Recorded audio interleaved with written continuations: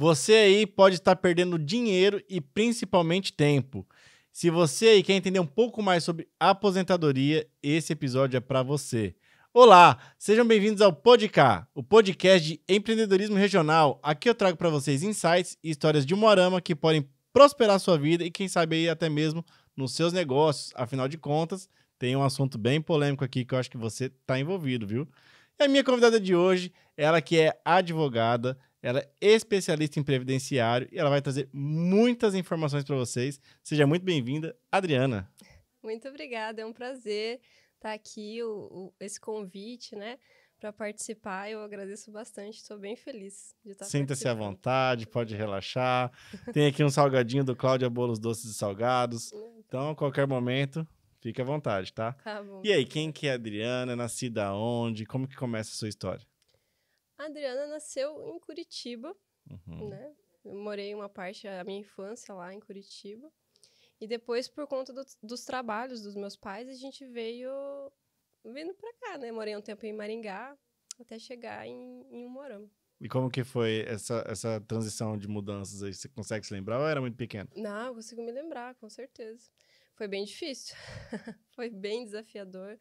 Porque em Curitiba era de uma forma, daí as pessoas são totalmente diferentes, né? Mas eu tive muito crescimento de mudar, essa mudança de cidade para uma cidade, né, cidade menor. Eu morei em Douradina também, que é uma cidade bem próxima e bem pequena. Legal. Aqui.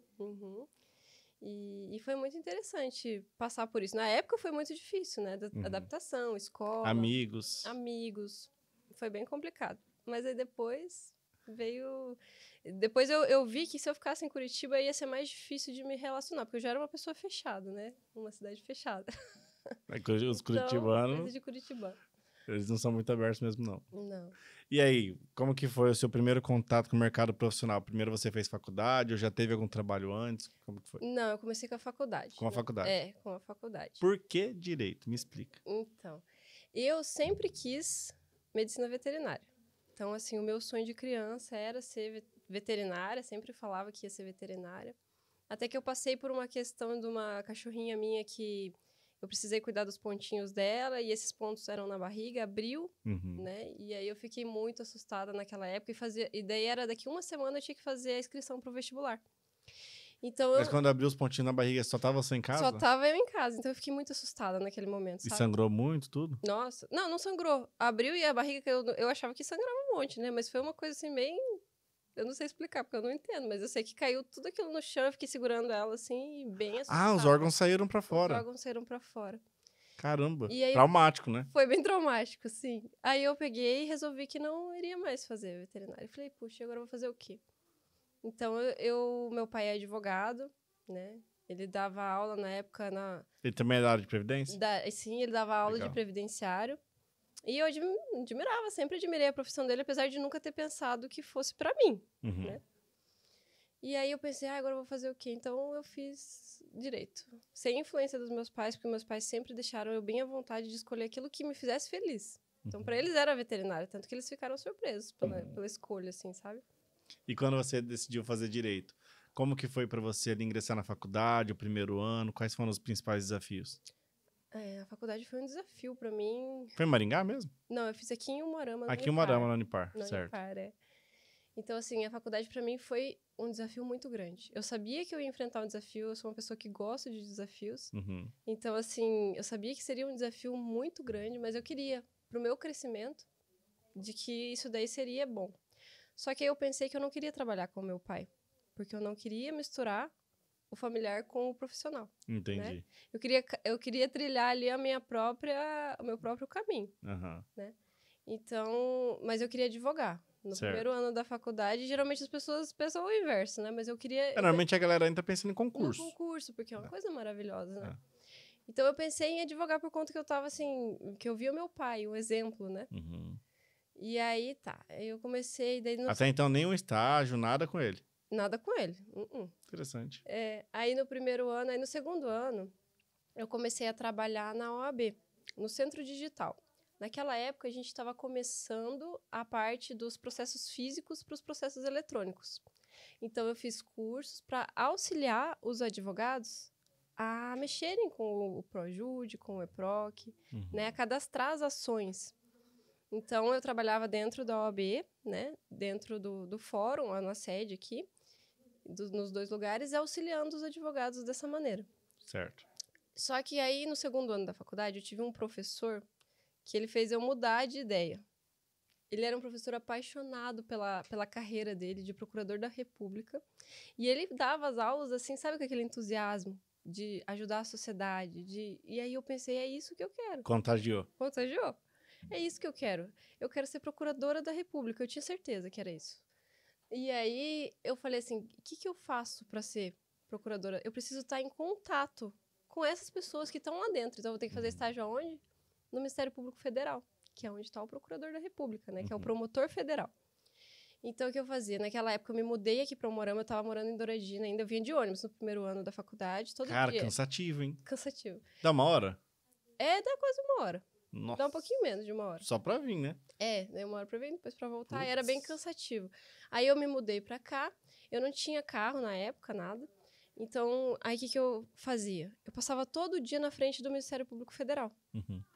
Pensando assim, é esse o lugar que eu quero. Eu vou entrar, eu não sei como, mas eu vou entrar, eu vou fazer essa prova, eu vou passar. Então, assim, eu tinha essa visão de entrar lá. E aí eu consegui. E fiz o estágio onde eu muito queria entrar. Show. E foi uma E como experiência... foi, assim, a experiência de estar ali? Teve uma afirmação, é isso? É isso. Não, da hora que eu entrei, eu falei, é isso. Nossa, o contato com os servidores, com o procurador, aí tudo eu prestava atenção, porque eu sou bem observadora. Então, como o procurador escrevia, eu tive vários procuradores que passaram ali na época, fiz amizade. Nossa, foi, assim, uma experiência. Tenho amizades que carrego até hoje, né? Inclusive, meu marido, eu conheci dentro desse órgão. E assim, foi uma experiência maravilhosa trabalhar lá. E aí eu passei trabalhando achando que seria o concurso, né? Que eu Foi queria. estudar para concurso. E fiquei estudando para concurso. Junto com a faculdade. Junto com a faculdade. Você estava em que ano? Quando eu entrei no MPF, eu estava no 2º ano da segundo faculdade. No 2º ano. Aí, quando eu finalizei a faculdade, eu prestei a prova da OAB, né? Ainda no 5º ano. Estava lá ainda? Trabalhando? Estava lá ainda. Porque eu fiquei o período do estágio mais um período contratado. Por isso que deu 6 anos dentro do Ministério Público Federal. Caramba. Então, aí, eu prestei a prova da ordem no último ano, no 5º ano. E eu fui aprovada, né? Mas eu achava que não ia advogar.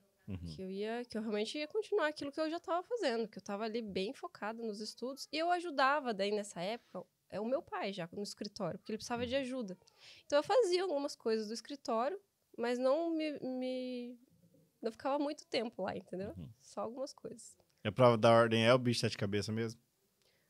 Olha, eu acho que se você estuda bem, ela é complicada, não é fácil de fazer. Não é uma coisa fácil. Mas se você estuda bem, você consegue tirar de forma mais tranquila, assim. Mas é uma prova... Na minha época, não tinha esse negócio de repescagem, né? Então, se você reprovasse na segunda fase... Ah, hoje tem repescagem? Eu acho que ainda continua assim, faz tempo que eu não vejo. Mas assim, a pessoa passava na primeira fase. Daí, se ela não passasse na segunda, ela voltava para a primeira, na minha época. Agora, não, né? A pessoa não volta para a primeira, ela só refaz a segunda. Entendi. Se torna mais fácil. Se torna um pouco mais tranquilo, né? Você não tem que fazer tudo de novo. Entendi. Então, zero contato com advogado, assim. Eu não queria. Eu falei, eu preciso focar numa coisa. Ajudava, tinha ali noção do que acontecia no escritório, né? Mas não estava totalmente envolvida, né? E aí, como que foi pra você prestar concurso ou não chegou a prestar? Prestei vários concursos. Muito difícil? É bem difícil. Admiro muito. Quem passa em concurso assim, uma pessoa que realmente estudou de verdade. Ali é muito complicado. Eu admiro bastante essas pessoas, assim, porque realmente tem que ter muita dedicação. E que momento que você falou assim, não é isso? Então, porque daí eu conheci o meu marido, né? E a gente começou a estudar juntos. E ele já era servidor público e ele estava querendo, né, melhorar, ir para um outro cargo. Então, ali, quando eu comecei a estudar com ele, eu falei, caramba, eu já estudava bastante, mas ele estudava muito mais, muito mais. Era uma coisa, assim, incansável. E a gente deu certo da gente estudar junto por esse período. E aí eu comecei a ficar na lista de aprovados, mas ainda longe para conseguir a vaga, mas já era alguma coisa, né? Então, comecei a ficar na lista de aprovados, já estava bem feliz. E aí veio a pandemia. E os concursos pararam. E aí eu pensei, nossa, e agora eu vou fazer o quê? Mas aí fiquei assim, sabe, meio... Daí meus pais e ele me incentivaram a advogar. Por que você não tenta? Você nem conheceu, nem sabe como que é. Era uma Não coisa que você provou? queria, não provou. E aí meu pai ficou doente e eu tive que ajudar. Porque ele não tinha outra pessoa, Ele entendeu? pegou o Covid, foi isso ou não? Não, ele não pegou Ah, foi Covid, outra era coisa. Tá. outros problemas que ele teve. E aí eu precisei ajudar ele. Aí a hora que eu entrei, eu falei, meu Deus, eu tava lutando contra uma coisa que era o que eu queria. E daí eu vi que aquele sonho que eu tava querendo não era meu. Era uma coisa incrível também. Mas não era o que eu realmente queria, Entendi, né? entendi. Daí... E aí, como que foi pra você começar a se identificar com qual área que você queria advogar?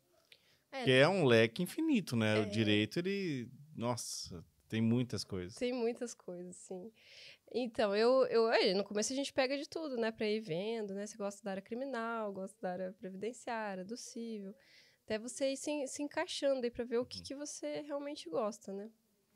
Mas é só na prática que você vai conhecendo e vendo. Ah, às vezes gosta da matéria e tem facilidade com aquela matéria, mas não é bem aquilo que você deseja fazer, assim, né? Tem outros... Então, assim, foi indo até eu decidir que seria o direito previdenciário. E quais foram os principais desafios de trabalhar com seu pai? Ai, Porque, assim, trabalhar em família não é igual trabalhar não. com amigos. Não é. Bem difícil, nossa, foi bem difícil. Só que eu aprendi muito com ele, muito. Principalmente na questão do atendimento. Uhum. Ele me passou muitos valores, o quanto você tem que ser transparente com o cliente, a forma de atender, o quanto é importante a gente encantar o cliente, atender o cliente de forma bem, fazer ele se sentir importante, né? Uhum. Entender que ali o problema dele, você vai acolher aquele problema. Que ele não está sozinho, que vai ser um problema que vai ser resolvido. Uhum. Então, assim, aprendi bastante coisa com ele. Nessa parte, claro que a gente teve bastante, né, conflito também, mas eu aprendi muita coisa. Foi tudo com ele. Essa parte mais empreendedora, assim, a faculdade não ensina, né? Nossa, não ensina nada, né? É vivência pura. É vivência pura. E eu tinha uma dificuldade tremenda também, ainda por ser mais tímida, ter um jeito mais introspectivo, né? Então, assim, no começo foi um desafio muito grande por ser muito nova. Então, você não passa muito... Por mais que você tenha o conhecimento, as pessoas não têm aquela confiança. Credibilidade. Chegava lá, achava que eu era estagiária. Então, não tinha ainda aquela postura, não achava que era advogada, né? E às vezes ficava, mas tão novinha. E como que né? você virou o jogo do posicionamento? Para as pessoas passarem a te respeitar, te olhar diferente. Eu acho que daí a gente vai criando isso com o tempo, vai entendendo como se posicionar, como você falar com o cliente para que passe aquela confiança, sabe? Para que ele se sinta seguro daquilo que você está fazendo. Só que também é o tempo, porque assim, a imagem era de uma imagem de uma pessoa muito jovem. Então não importava muito assim, o que eu fazia. Aparência física mesmo. É a aparência. Né? Por ser mulher, também teve esse problema, por ser mulher, por ser jovem. Existe preconceito no mercado? Com certeza existe. Eu tinha clientes que eu peguei, tipo, do meu pai, e às vezes ele falava assim, mas eu não posso falar com o seu pai, tipo, eu tinha mais confiança nele. E isso é bem complicado, mas era a realidade. Falando um pouco mais agora específico de alguns temas do direito, a gente vê que tem uma galera que se endivida com cartão de crédito. Nossa, tem. Qual que é o melhor conselho que a gente poderia dar para essas pessoas? Quais são existe formas de resolver isso? Existe uns objetivos de procurar um profissional da área para poder trabalhar? Sim, muita gente não sabe que quando às vezes acontece um imprevisto, né? Daí você tá pagando lá a fatura e daí não conseguiu aquele mês, pagou o mínimo, aí depois vai virando uma bola de neve. E a pessoa fala, não vou conseguir sair disso. E o banco não para de ligar e oferecer, né, acordos e parcelas gigantescas, né? E o valor só vai aumentando. Uhum. Então, tem maneiras de fazer com que esse valor, porque o banco ele cobra juros muito altos. Não, é abusivo. Muito abusivo. E assim, até antes de eu fazer essa pergunta para você, eu estava pesquisando em casa, mais de 80% das pessoas estão com endividamento no cartão de crédito. Exatamente. E eu vi que um dos pecados é pagar a fatura mínima, né? Exatamente. Então, a gente tem várias estratégias e formas de como você negociar esse valor para reduzir de 80% a 90%. Nossa. Às vezes consegue até esse tanto, vai de cada caso, né? Mas assim, às vezes você consegue uma redução muito alta, né? Em que momento que a pessoa tem que procurar um profissional? O momento que ela viu que apertou ali, que ela já não está conseguindo pagar, ela já tem que ir atrás para saber quais são os passos que ela deve tomar. Porque dependendo do caminho que ela levar, que ela resolver tomar, pode dificultar depois. É um caminho sem volta. É um caminho sem volta. E já pegou situações assim? Que a pessoa não tinha mais volta? Ah, já. A gente pega, às vezes, fica, olha... E é isso que eu acho, que a gente tem que ser bem sincero com o cliente quando ele chega no escritório, sabe? Falar assim, olha, nesse caso aqui, não só do cartão de crédito, né? Mas em tudo. Ou às vezes você olha assim, quer fazer um recurso, né? Teve lá uma decisão do juiz, uma sentença, que não foi favorável, que ele não gostou. Então, quer recorrer? Eu só entro com recurso se a gente tiver outros casos que deram certo, né? Tem que ter uma segurança jurídica, não é assim ir fazendo. Só E eu não tentando. faço por dinheiro, né? Eu acho que a gente tem que ter Eu quero... É uma ética até na profissão, Uma ética, O advogado tem que ser dessa maneira, né? Senão acaba queimando o perfil, né? Ah, com certeza. E o advogado, ele já tem uma série de limitações, né? Até a parte de publicidade, divulgação, a parte de conquistar cliente. Imagino que para quem você, no caso, teve seu pai ali, então ele já tinha uma clientela e você acabou formando a sua. Mas para quem começa literalmente do zero... É muito difícil. E mesmo tendo meu pai, é muito difícil. A advocacia é sempre um desafio. Porque você tem que saber lidar com várias áreas, várias coisas. Atendimento, financeiro, e coisa que você sai da faculdade sem saber nada. Né? E é bem complicado. Não é fácil. E já teve algum momento que você já pensou em desistir? Meu Deus, vários momentos. Muitos momentos. Eu acho que todo mundo que tá já passou por essa fase, sabe? De pensar em desistir. Porque realmente não é fácil. É muito desafiador. E o que te fez permanecer? Falar, não, é isso daqui que eu quero, não vou desistir. Teve esse pensamento na faculdade também? De desistir, não. Na faculdade não teve. Só Foi depois depois que teve. Na faculdade, em nenhum momento pensei em desistir da faculdade. Eu gostava muito da faculdade. Agora, depois sim. Você perguntou, eu esqueci agora. Se você... o que te fazia manter no caminho para não desistir? Ah, tá. O que te dava combustível para continuar? O meu propósito. Foi quando eu comecei a entender mais autoconhecimento. Comecei a entender quem eu realmente sou e o que eu quero, né? Para então entender também que o meu objetivo é ajudar as pessoas. Eu sinto prazer em ajudar as pessoas, sabe? Em atender bem, em resolver aquele problema. Não é só... Claro, o dinheiro é consequência, é maravilhoso você fazer uma coisa que você gosta e ainda receber por isso é ótimo, né?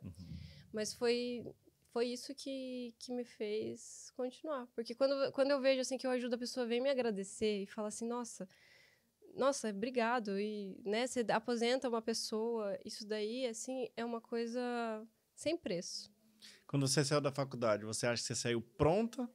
Ou você acredita que quando você colocou a mão na massa, que você viu o que realmente era... Ah, não, só quando coloca a mão na massa, né? A gente não sai pronto da faculdade. A gente tem a teoria, mas, olha, é muito longe. É muito longe. E como que você faz para você... Uma pergunta interessante, antes de fazer a próxima.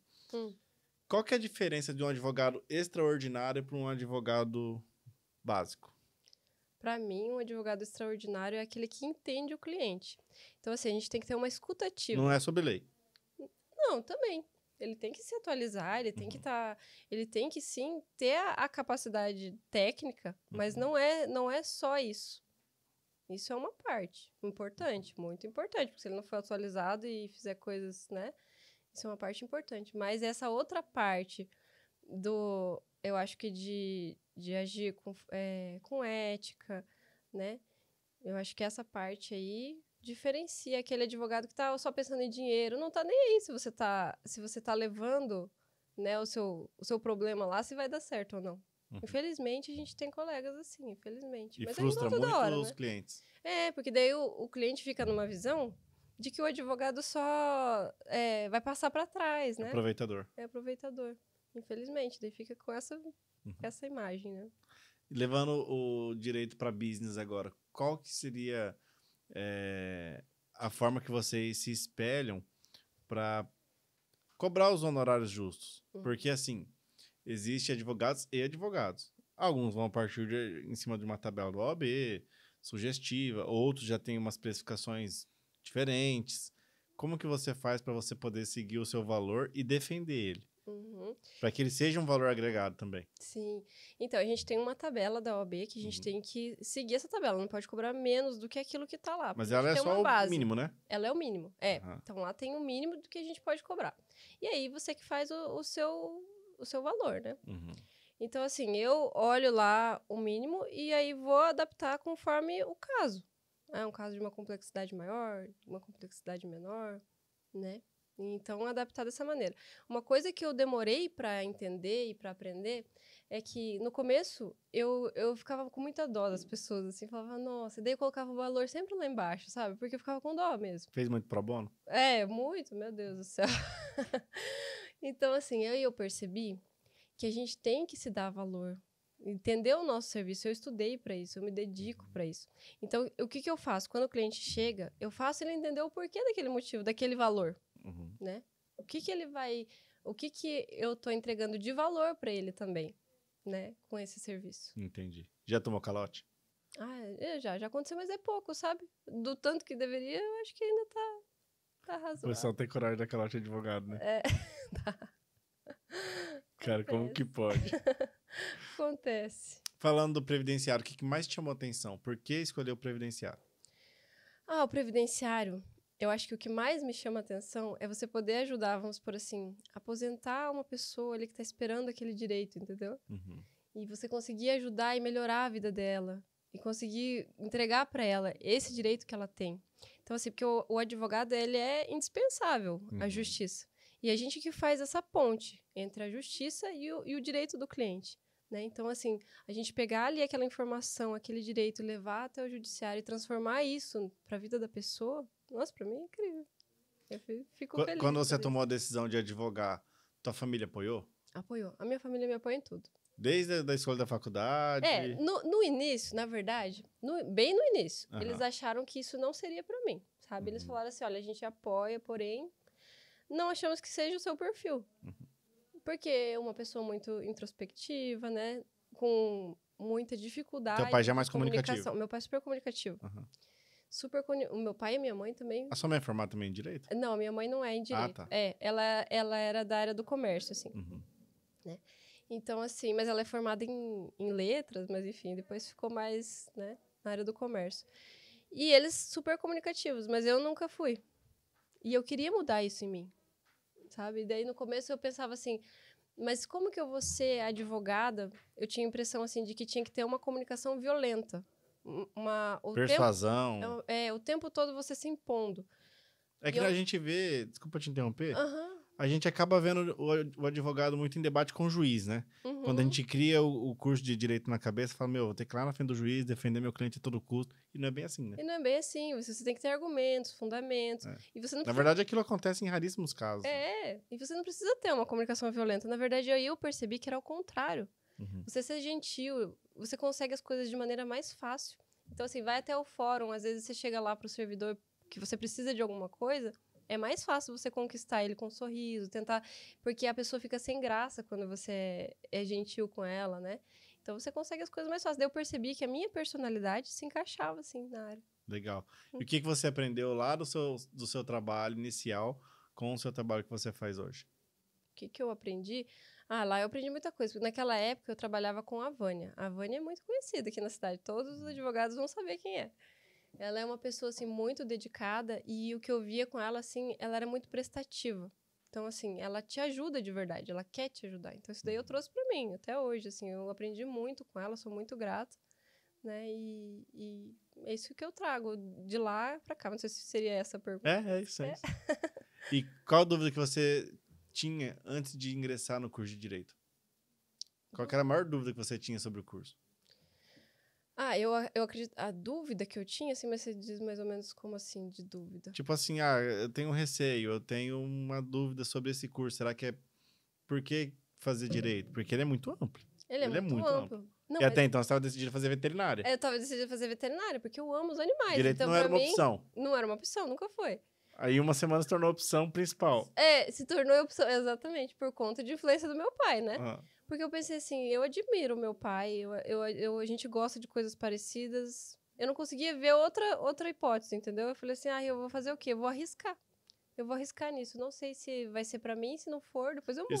você não pensou em ficar sem fazer faculdade também, né? Não, nunca pensei. Essa não era uma opção. Essa não era uma opção. Eu Entendi. queria fazer uma faculdade. Eu sempre gostei de estudar, de ler, né? E aí eu vendo o direito uma possibilidade de ajudar as pessoas, né? Eu fui por esse lado. Qual que foi o seu primeiro choque de realidade depois que você se formou? Ah, o meu primeiro choque de realidade... Ah, ver a dificuldade, né? Pra você conseguir os clientes. A advocacia tem muitas dificuldades, né? É tudo... Eu acho que o nível da responsabilidade é grande também. Né? você tem uma responsabilidade muito grande, porque você pega ali, né, um caso, você tem que agir com uma responsabilidade enorme, né? Você consegue lembrar do teu primeiro cliente? Meu primeiro cliente, consigo. Eu peguei um caso de família, era uma adoção, a brasileira. Nossa. Uhum. E era um caso bem difícil, na verdade. E os outros casos eu peguei tudo com meu pai, coisas de previdenciário, que eu ajudava ele. Mas esse daí foi meu, foi que veio pra mim, o primeiro. Genuíno mesmo. Né? E esse caso foi que me marcou muito, porque, assim, essas crianças que estavam numa situação bem complicada, né? E um casal querendo adotar, e esse casal já tinha levado para casa, já tinha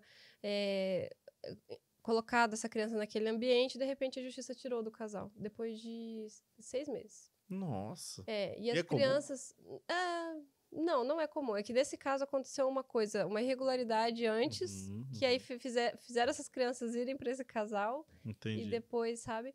E aí foi uma coisa assim que eu lutei anos para conseguir e para voltar essas crianças para esse casal. Porque a adoção no Brasil, ela é muito difícil. É muito difícil, tem que passar por um processo muito rigoroso. E muito rigoroso porque precisa ser rigoroso mesmo. Loucura, né? Então, assim, aí... É isso que eu fico doido. Desculpa, eu vou ter que fazer esse desabafo que eu não aguento.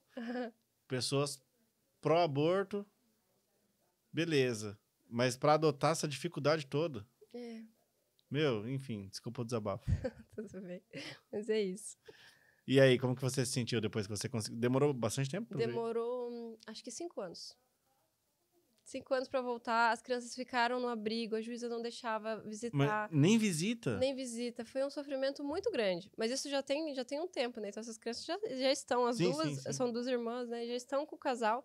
Caramba! Isso foi bem difícil.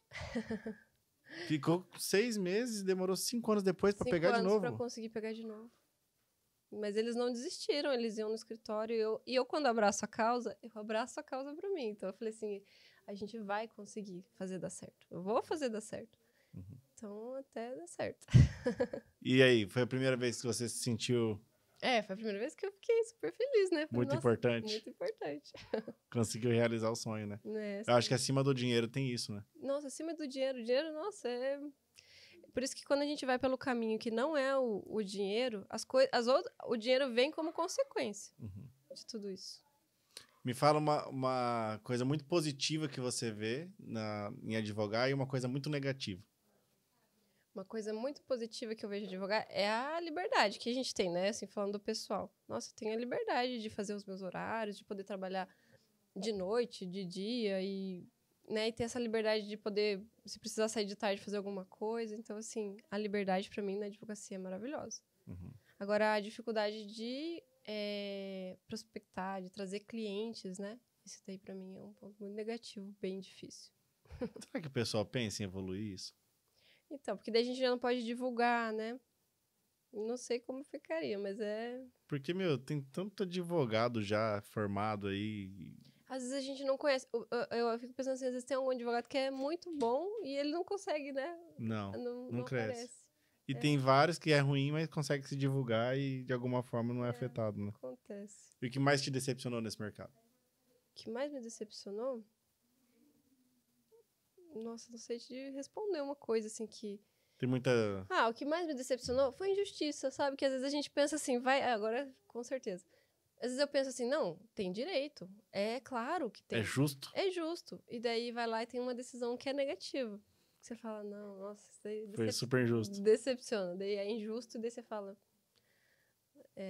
tem algumas coisas nas leis, assim, que a gente fica bem chateado. E como que você lida com isso? Como que eu lido? Perdi um caso.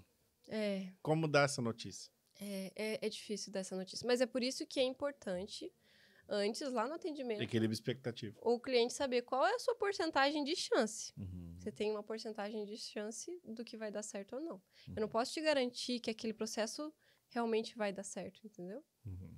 Então, é isso. E Aí quando ele você já tem faz uma esse noção. alinhamento de expectativa, Hum. um exemplo, ó, você tem 20% de dar errado, de dar certo, 80% para dar errado. Não, aí eu já nem pego.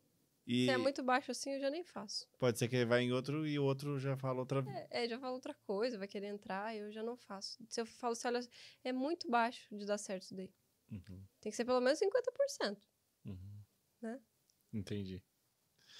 Em que momento que você percebeu que a sua personalidade era um diferencial muito importante para você? Então, aí é nesse momento que daí eu achava que eu precisava ser uma pessoa diferente, Uhum. né? Não fisicamente, eu digo assim, uma pessoa de personalidade diferente. Porque eu achava que a minha personalidade, o meu jeito, não ia dar certo. Mas aí foi aí que eu descobri que a comunicação não precisava ter aquela comunicação violenta, ser essa outra pessoa que eu queria tanto ser. Uhum. E eu me descobri, me entendi. É por isso que o autoconhecimento é muito importante, né? Você Até saber você quem você chegar é. nesse ponto, você teve muito bloqueio? Nossa, muitos bloqueios. Cheios de insegurança, bloqueios. Ainda tenho vários ainda, Uhum. né? Que tem que ser superado. Mas eu sempre estou em busca de me colocar em desafios, em coisas diferentes para conseguir melhorar isso. O que você tentava evitar ao máximo, assim? Evitar ao máximo. Eu muito tímida, né? Então, sempre fui muito tímida. Então, assim, eu evitava coisas que fossem me expor. Eu não gosto de me expor muito. Então, eu ainda tenho esse jeito, mas é isso. Pra ela vir no podcast foi uma luta, tá?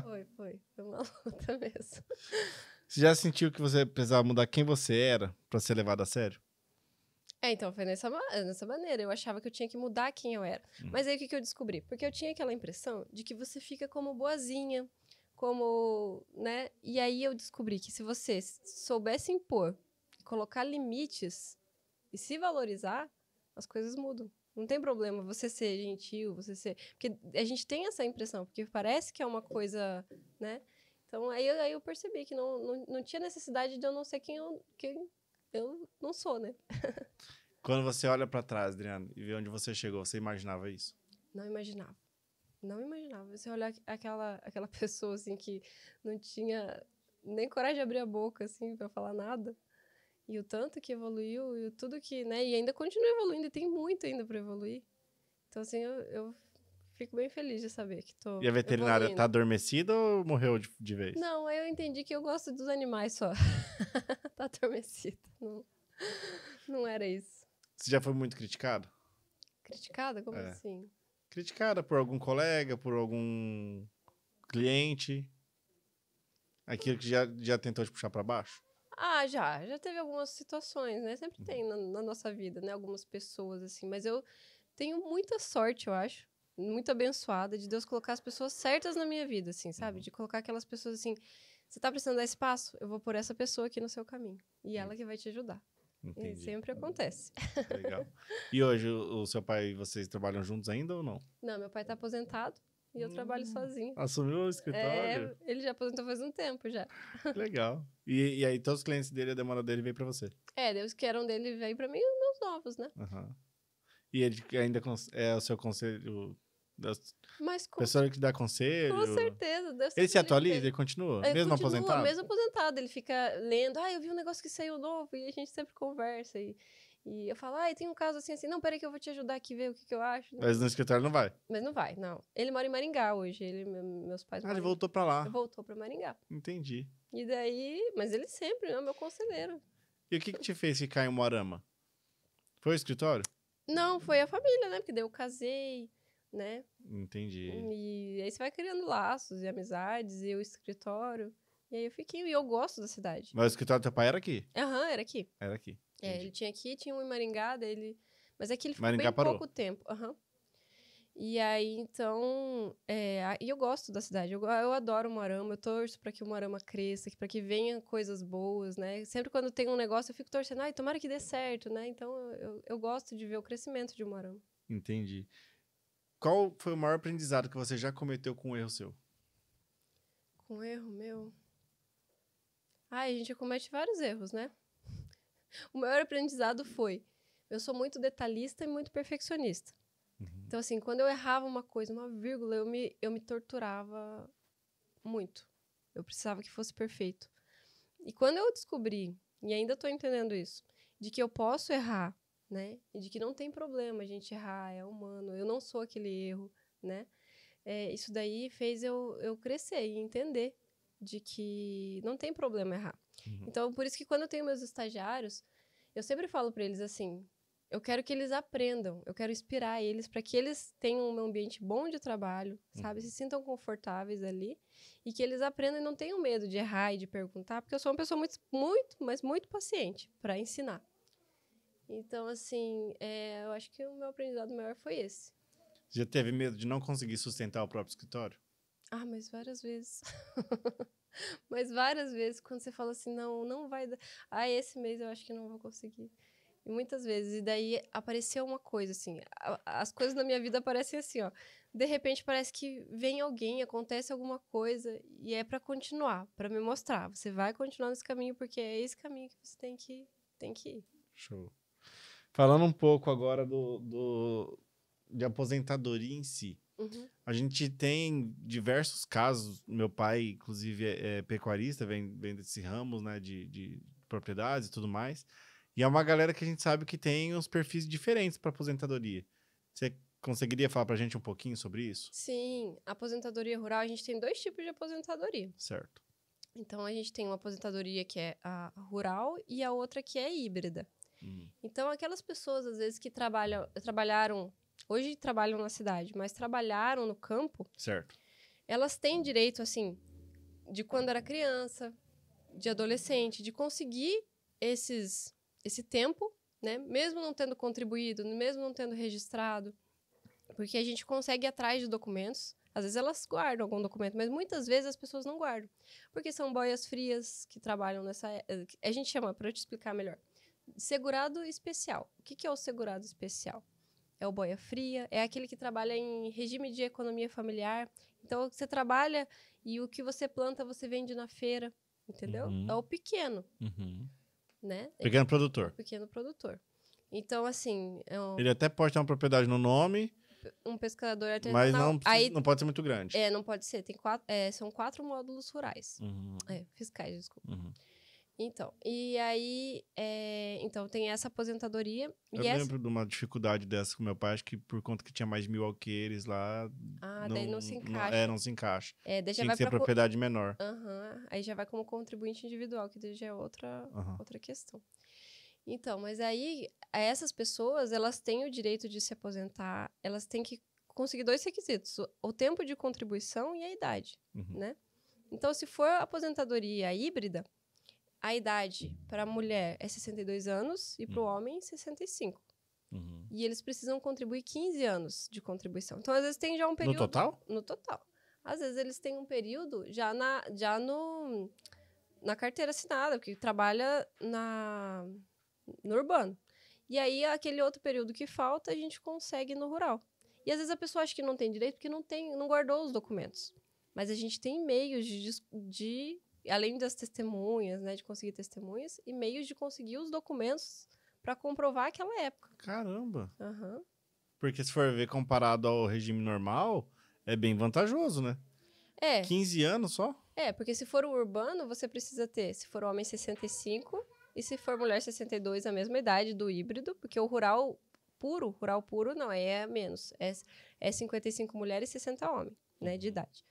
Agora, o urbano, você precisa, para homem, 20 anos de contribuição e para mulher, 15. Entendi. Entendeu? E daí tem também, aí tem os outros tipos de aposentadoria, que você tem que ver o que você se encaixa, Então, qual foi o tipo híbrido, de recolhimento. vamos aprofundar um pouquinho no híbrido. Tá. Então, vamos supor que, sei lá, minha mãe trabalhou na roça. Ela tem que comprovar 15 anos que trabalhou na roça ou pode ser 7 lá e 8 aqui? É isso, pode ser 7 lá e 8 aqui. Eles vão somar os períodos, entendeu? Vão somar os períodos. Entendi. E não tem diferença se por último foi no comércio ou se por último foi na propriedade? Não tem problema. Pode ser Nossa, deve ter É muita foda. gente nessa situação. Tem muita Galera, gente. envia esse link pra todo mundo que vocês conhecem aí que já trabalhou no rural, porque Uhum. eu tenho certeza que muita gente não sabe disso. E não sabe que dá pra conseguir a E tá ali documentação. trabalhando pra ver se bate os 30 Aham, pra ver se vai de ter contribuição. tempo. Então. Não. Então, assim, tem que Cara, sério? conseguir. Dessa maneira. E quem já passou desse tempo? Pega retroativo ou não? Aí, dali pra frente mesmo. Como assim? Tipo, a mulher 15, mas ela já foi 25. Não, aí não muda nada. Não muda nada. Ah. Só facilita. Só facilita que você já ganhou o tempo que você precisava, né? Entendi. Aí você tem que atingir a idade também. E o puro é menos tempo. É menos tempo. Daí a mulher pode ter. Também são 15 anos de contribuição, mas tem que ter 55 para mulher e 60 para homem. Certo. idade. E se não atingir a idade?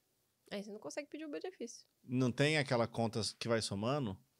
Aí, então, daí. Aquela conta que vai somando, tipo, a contribuição mais a idade pra dar o total?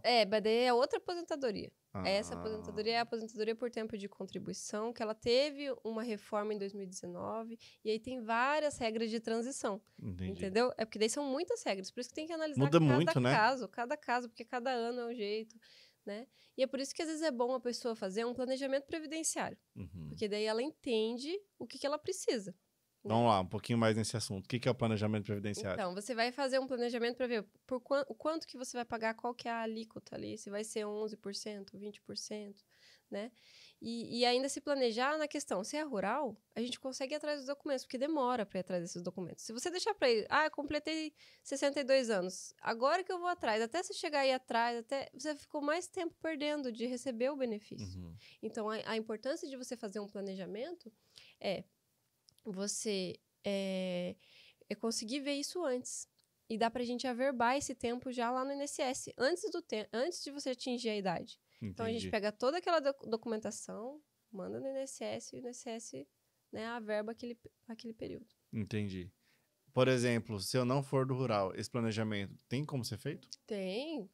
Qualquer pessoa dá pra fazer. Você faz o planejamento e vê certinho o que fica melhor pra você ter uma ideia de com quanto que você vai, né, receber. É assim, o bom ali é 5, 10 anos, porque as coisas vão mudando depois, né? Mas pelo menos você tem uma ideia, como é que tá agora, né? Entendi. Pra você saber como que tá essa questão. Inclusive, tem muito médico que tá contribuindo além do teto. Porque, assim, o INSS, ele tem um teto. Vamos falar desse, porque o dos médicos é um assunto legal. Então. Ainda mais quando dá aula, né? Exatamente. Então, assim, os médicos, eles trabalham em vários lugares. Às vezes ele, né, faz ali um plantão, tem um consultório, dá aula na faculdade. E em cada lugar que você trabalha, você tem que contribuir. Então, recolhe a contribuição. Uhum. E às vezes eles não têm controle disso, de quanto que está recolhendo. E o INSS, ele tem um teto de 8.100 e pouquinho. Uhum. Então, se você contribui além desse teto, você está perdendo dinheiro. Porque você está dando um dinheiro que não vai ter retorno. E aí, o que acontece? A gente olha, vê essa questão e consegue restituir os últimos 5 anos daquilo que ele, né, com correção, tudo mais, daquilo que ele deu. Mas só Então, os últimos quanto 5 antes anos. o médico vê, melhor. Quanto antes ele vê, é melhor. Porque às vezes ele tá perdendo dinheiro. Possivelmente isso está acontecendo muito aqui em Mourão. Não, possivelmente ele tá perdendo Muito. dinheiro. Porque tem vários médicos dando aula. Uhum. E eles contribuem lá na clínica deles, contribuem de novo ali na hora de dar aula. E esse teto passa fácil. Passa fácil. No plantão contribui de novo. Passa fácil. E quando vê, tá dando dinheiro que não... né? E esse tipo de consulta, eles conseguem ver tranquilo? É pago ou não? Pra saber se pro caso dele tem ou não tem. Então, na verdade... É uma conversa. Tem que analisar, né? A gente consegue tudo pelo site do Gov, as informações ali, no aplicativo do meu INSS, né? Então é possível fazer uma checagem. Uma checagem. Inclusive, tem a questão do golpe, né? Eu não sei se a gente falou sobre isso. Acho que eu não... Qual golpe? Aquele que aconteceu agora? Exatamente. A polêmica? A polêmica. E as pessoas, o que aconteceu? Nossa, esse rombo do INSS... Foi. Que a gente vai pagar a conta igual, né? Mas... Então, foi uma investigação, né, da Polícia Federal com a controladoria ali, que eles descobriram que estavam tendo descontos indevidos nos benefícios dos aposentados, né, e pensionistas também. Então, o que acontece? quando eles viram que tinha essa fraude, ainda está em investigação para saber, né, tudo mais, mas eles reconheceram que essa fraude existe. As pessoas têm direito de receber esse dinheiro descontado de volta. Aí, o que a pessoa tem que fazer para ela receber esse dinheiro, né, para ver se tem?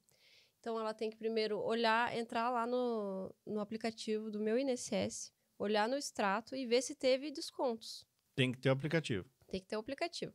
Né? E aí ela vai ter essa senha ela consegue fazer pela internet, ou consegue ir até o INSS e pegar essa senha, né? Uhum. Então, ela olha lá se tem o desconto, aí se ela teve o desconto, ela tem que contestar. Lá tem um campo que fala para você contestar aquele valor que você não reconhece. Então, depois que ela contesta o valor, ela tem 2 caminhos. O que aconteceu? O governo apresentou um plano de acordo.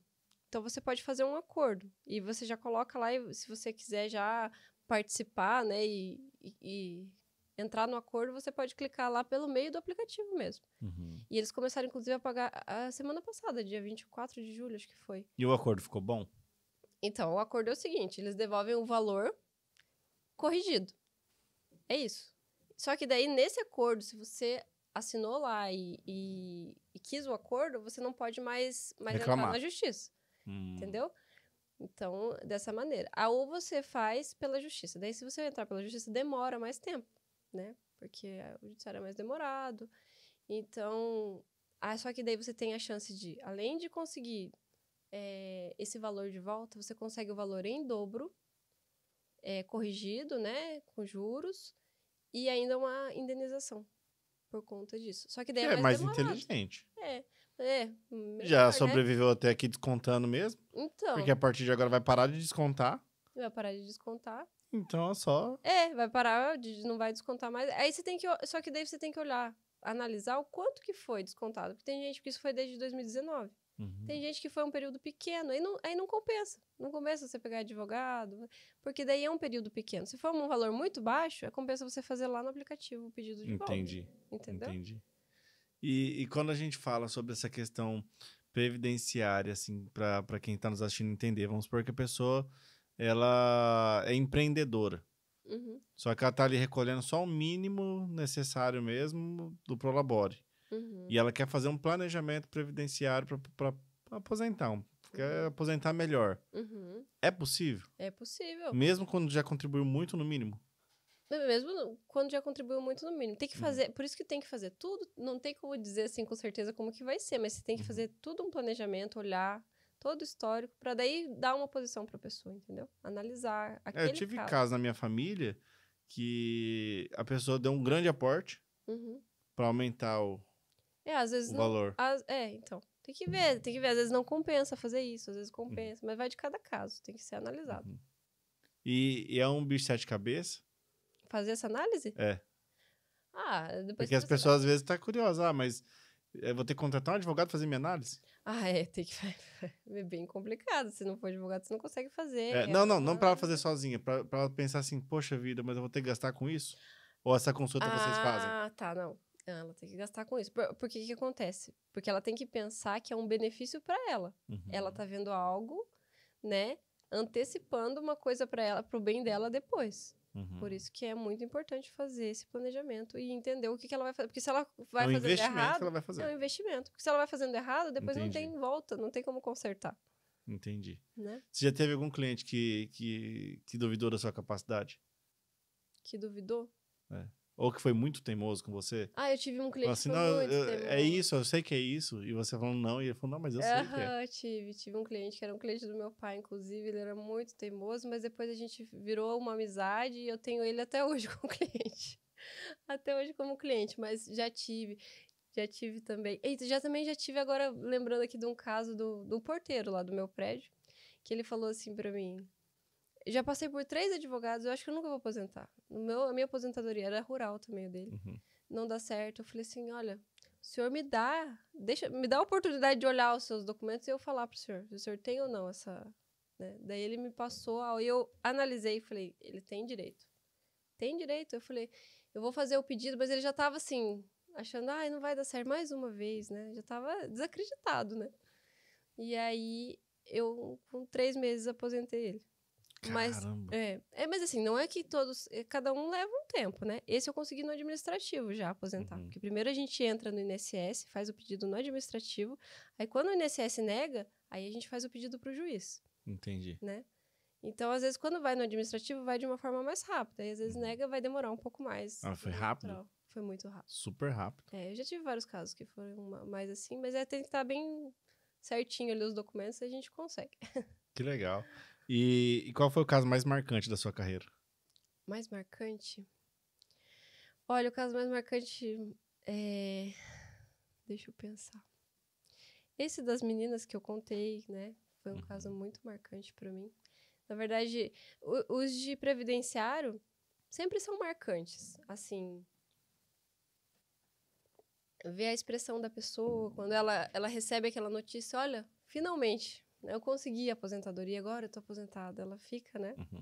Mas, assim, um caso que eu tive que foi muito marcante foi um caso na área criminal. Que eu peguei quando a gente ainda tá lá no começo pegando bastante coisa, várias áreas, né?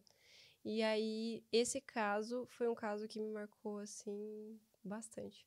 Porque era um caso de uma mãe, eu fazia parte de execução de pena. Então, geralmente, quem vem até o escritório são os familiares. E essa mãe, toda vez que ela vinha no meu escritório, ela falava que o filho dela não tinha feito aquilo. E a gente pensa, né? A mãe sempre fala isso, né? E eu não dava muita importância. Até que eu resolvi estudar o caso, porque o pai dele veio e daí falou algumas coisas. Porque, assim, são 2 tipos de processo. Primeiro é o processo, né? O processo inicial e depois vem o processo de execução, né? Que a gente chama de ação penal. Nessa ação penal, ele foi condenado. E depois ele vai para execução. Então, assim, na parte da execução, que eu vi que teve um erro lá na sentença. E que o cara provavelmente era inocente.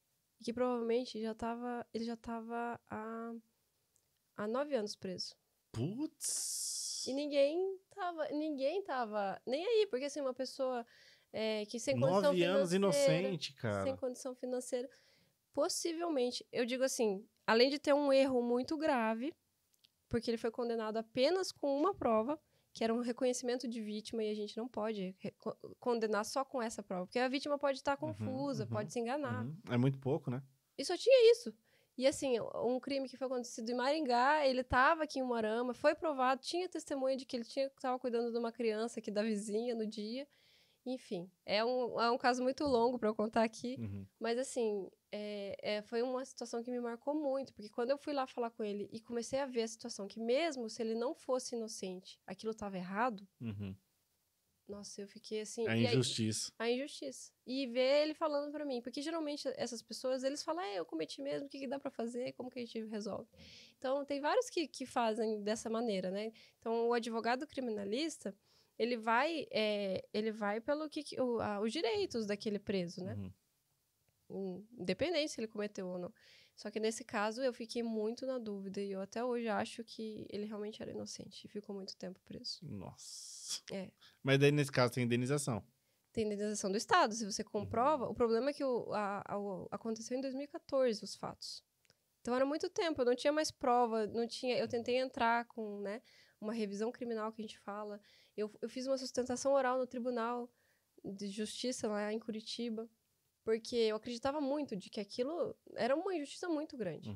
Só que, infelizmente, esse é um caso que você perguntou, assim, quando a gente fica chateado que não dá certo, uma injustiça muito grande. Entendi. Qual foi o seu caso mais desafiador? Mais desafiador? Deixa eu ver. Tem um que dura... tem vários. Dura muito, assim? É desafiador? Tem vários. Inventário é bem desafiador. Tem vários casos que a gente pega, assim, que são desafiadores. Inventário? Inventário. Você já teve algum que você pegou e... Sim. Bem desafiador. Eu acho que qual que é a parte mais difícil? É lidar com as partes? É lidar com as partes. Porque é muita briga, é difícil, sabe? Lidar com as partes eu acho que é o mais difícil. Um caminho seguro pra isso é fazer a hold? Mas aí a gente já vai entrando em outros assuntos. Não, sim, mas faço pra evitar esses problemas de inventário. Sim, a hold é um dos caminhos? É um dos caminhos, com certeza. Porque eu vejo que a galera não se prepara pra isso, né? E por isso, é igual o planejamento previdenciário. Existe um planejamento de... É a hold. A hold, você tem que analisar e ver. Então, assim, é igual o planejamento previdenciário, né? Que é a minha área que eu tô agora mais, assim. você tem que... É uma coisa que você tá prevenindo de acontecer, de ver antecipadamente, né? E como que você lida com a pressão de entregar resultado nos casos difíceis? Com a pressão, a gente vai lidando... como que eu lido? Deixa eu pensar, assim. Geralmente, eu sempre tento tranquilizar o cliente. Eu não tenho muito esse problema, sabe? Eu tô tentando pensar assim porque eu realmente não tenho muito o problema disso. Porque o cliente, quando ele tá comigo, eu tô com ele em todo o processo. E ele tá a par de tudo. Então, ele já sabe o que tá acontecendo, né? Entendi. Ele vai... A cada fase que a gente vai acompanhando e vai passando, ele já tá esperando. Eu já tô prevendo para ele aquilo que pode acontecer. Olha, se der errado, o que pode dar errado é isso, isso, isso. O que pode dar certo é isso, isso, isso. Então, ele já tem uma previsão, né? Do que vai dar errado, do que vai dar certo. Então, não tem muito essa questão de pressão. A gente vê que os processos no Brasil é muito demorado, né? É tudo muito É demorado. muito moroso. Infelizmente. Por quê? Eu acho que agora com a inteligência artificial as coisas vão melhorar. Será que os juízes vão começar a usar a favor? Os juízes já usam. Eles já usam a inteligência. Na verdade, há um tempo já. Não é de agora. Eles já usam. Então, assim, eu acho que a inteligência artificial, sendo bem usada, ela veio para melhorar a nossa vida, né? E aí também melhorar montar isso, peça. porque são muitos processos, é muita coisa. Mas não é só montar peça, é por isso que é necessário sempre ter a pessoa por trás, porque só a inteligência artificial ela não consegue lidar com isso, né? Até teve um cara que passou uma vergonha aí, né? Sim, com a IA. Jurisprudência que não existia, porque porque ela inventa coisas, né? Então é por isso que você tem que estar ali olhando o que tá acontecendo. Pô, o cara nem conferiu, né? Nossa, nem conferiu. Aí é difícil. Foi vergonhoso o rolê, né? Foi. E sobre os autistas? Os autistas... Tem bastante coisa também, né? Sim. Não é um tema longo, mas dá uma resumidinha aí. Sobre pais de autistas, pessoas que são autistas já... As pessoas que são autistas, elas têm muitos direitos que elas não sabem que têm. Elas têm desconto em energia, desconto em IPVA, muitos descontos, transporte público, tem muita coisa. Esse mundo aí é bem... A questão também dos planos de saúde, né? Então, é um desafio o plano de saúde, né? É um desafio, porque nega, né? Eles negam, não quer pagar. Muita coisa, então. Quer fazer pelas coxas, coisa básica. Então, por isso que quem tem, né, quem é autista ou tem uma criança autista, tem que ir atrás para entender os seus direitos, aquilo que ele precisa, né, para garantir ali e melhorar a qualidade de vida, facilitar as coisas, né? E para você, como advogada, você acha que a presença digital era importante? A presença digital é bem importante. Só um minuto. Fica tranquilo. Para você se posicionar no digital, você já tem alguma estratégia? Nenhuma. Igual eu falei, eu não gosto de me expor. Tenho dificuldade. Eu sou uma pessoa que gosta de privacidade. Então, assim, já pensei bastante sobre isso. Eu sei que é uma coisa assim, que a gente precisa se atualizar, que a gente precisa entrar. Mas eu quero entrar nesse meio mantendo a minha característica. Eu não quero seguir coisas, sabe? Eu ainda tô pensando em como fazer isso, de entrar nesse meio de uma maneira diferente, sabe? E preservando quem eu sou. Cria conteúdo. Então, tenho que ver ainda certinho como que seria essa questão. Mas eu acho muito legal você informar as pessoas, assim, de uma forma clara, né? A pessoa saber do seu direito. Porque eu faço assim, igual eu faço com meus clientes. Vocês precisam saber qual é o seu direito. O que você, né? E eu acho isso bem legal. Nossa, com certeza. Uma curiosidade minha mesmo, particular. Deu meus 65 anos de idade. O tempo de contribuição é 30? É 20. Urbano? Não, é urbano. É só 20? Aham. Tá. Deu 65, mas... Nossa, isso 20, depende. 20 eu já tenho, eu acho. Eu tô falando da regra geral, tá? Ah, tá. Então a gente tem que olhar tudo, porque Não, dependendo caso qual por caso. Mas vamos supor assim, puxa, bati meus 65. Eu preciso de um advogado para aposentar ou eu posso simplesmente ir no INSS e pronto? Se você bateu 65 e tá lá, você consegue pedir. Sozinho pelo INSS. É? No administrativo. Se for o rural, você não consegue, porque é muita documentação, é muita coisa, é mais complexo. Agora, se for o urbano, você consegue fazer. Galera, faz isso? Não, muito difícil. Tudo vai no advogado? Leva no advogado. Porque tem medo de ser passado para trás, é moroso. Porque às vezes, e passam, não que passam para trás, mas ignoram muitas coisas. É, porque às muitos vezes a detalhes. pessoa tem medo de ter alguma coisa errada ali. Porque às vezes você pode olhar uma questão de contribuição e não sabe analisar aquilo. É um pedido que você sim pode fazer. Mas é viável fazer? Às vezes você vai fazer alguma coisa que não é o correto. Poderia ser alguma coisa melhor. Entendeu? Por isso a questão do advogado. Se tivesse que 10 advogados previdencial, não sei se tem que fala previdencialista, Previdenciário. por que te contratar? Ele iria me contratar pelo diferencial. Eu sei que eu tenho um diferencial. Tem os caminhos das pedras. Tem os caminhos das pedras. Eu acho que, assim, além da gente estar sempre se atualizando, eu gosto muito de estudar, de ter essa parte, eu acho que, igual eu já falei aqui outra vez, a parte do atendimento. É você encantar o cliente, é você fazer ele se sentir importante. Usar, acho que uma verbalização mais simplificada, Mais né? simplificada, sem falar vários termos, porque isso você fala com o juiz, com outro colega, né? Agora, você deixar as coisas esclarecidas e ele sentir confiança em você de que ali o problema dele vai ser resolvido. E sobre a questão uma dica que você poderia dar para a pessoa, a partir de que momento que ela tem que te procurar para fazer um projeto de aposentadoria, um plano, ou aquela pessoa que já está próximo de chegar na idade? Quanto mais próximo, é mais urgente de você fazer isso, né? É claro que você pode fazer antes para você ter uma noção. Certo. Ter uma noção de qual o caminho que eu vou levar, porque você ainda tem um tempo para contribuir. A base é a idade. É, a idade e o tempo de contribuição. Certo. Né? Então, aí por isso que é interessante fazer antes, para você ver certinho e saber qual caminho seguir, né? Hoje, com esse monte de e-mail que o pessoal abriu, eles estão contribuindo. Esse conta igual. Os 20 anos, sim, normal. Conta igual. Aí depois a idade. Depois a idade. Em que caso que a idade é alterada? Alterada é quando é rural, né? A idade só é alterada quando é rural. Quando é rural. Em outros casos, eu não consigo aposentar mais cedo. Não é uma opção. Não, tem opção sim. Tem opção? Por isso que tem que ver. Tem que ver a regra de transição. Tem várias outras. Assim, é muito abrangente. A gente tá falando assim de uma partezinha aqui só, né? A pontinha do iceberg.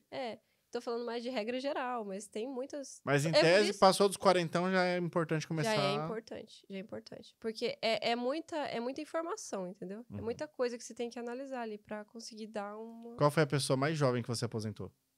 Mais jovem? Não, eu acho que é tudo da idade mesmo, as que eu aposentei. Não teve algum que foi mais cedo? Não teve nenhum que foi mais cedo. Assim, muito mais cedo. Vou fazer essa análise. Sei. Quem sabe? Então. Não, de contribuição já passei, eu já tenho 20. Então. Eu tenho 20 anos, eu acho. Assim, contribuição, desde os meus 16. Então. Legal. É isso. Tem mais algum tema que você acha que é importante as pessoas saberem? Eu acho que é isso que eu tinha programado pra falar. E hoje o seu foco principal está sendo só o previdenciário, né? No previdenciário. Outras áreas ali você pegou mais no início, que a gente acabou comentando aqui. Sim. Peguei, eu tenho experiência em várias áreas.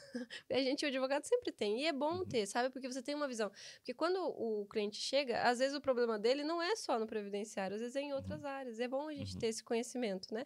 Mas, claro, se especializar em uma área só para ficar... Uma dúvida antes da gente encerrar. Quando o pessoal fala em previdência privada, isso também compete a você fazer alguma análise? Sim. Porque eu acredito que tem muitos bancos que vendem esse produto e às vezes nem é, né? Nem é. É por isso que é importante, de novo, o planejamento previdenciário. Saber o que você está fazendo. Entendi. Show de bola. Muito obrigado. Quero agradecer você ter aceitado o convite. Eu que agradeço. Vindo aqui se expor. Gente, ela é, assim, muito tímida mesmo, tá? Muito no nível... Não parece, mas mas é. Então eu quero te agradecer, porque eu sei que para você é desafiador estar aqui, estar conversando. Tem muito assunto, né? Tem muito tempo, a gente estava conversando um pouco antes de entrar. Sim. Mas, infelizmente, muitas coisas a gente nem pode falar aqui por conta da ordem mesmo, né? Que acaba restringindo. E também muitas coisas, porque daí já começa a falar de coisas específicas demais, que daí isso tem que ser com uma consulta. Então, procura um profissional e consulte. Posso falar que a Adriana é uma ótima profissional. Muito obrigada. E se você tiver algum outro tema, algum outro dia, o convite está estendido, pode vir aqui, pode obrigada. transbordar. Eu adorei o convite, um desafio muito grande, assim, para mim mesmo. Foi um desafio mas maravilhoso. E tô muito agradecida que você consiga ter sempre sucesso, né? Parabéns aí pela coragem de fazer esse podcast. Muito legal e é isso. Eu era tímido igual você, tá? É? Aí, ó, tá Aí, ó. vendo? Os tímidos a gente Daqui é um consegue. desafio, ó. Tem que se expor. Tem que se expor. O meu assessor tá ali, ó. Até hoje, ó, hoje eu acho que eu não fiz nenhum story.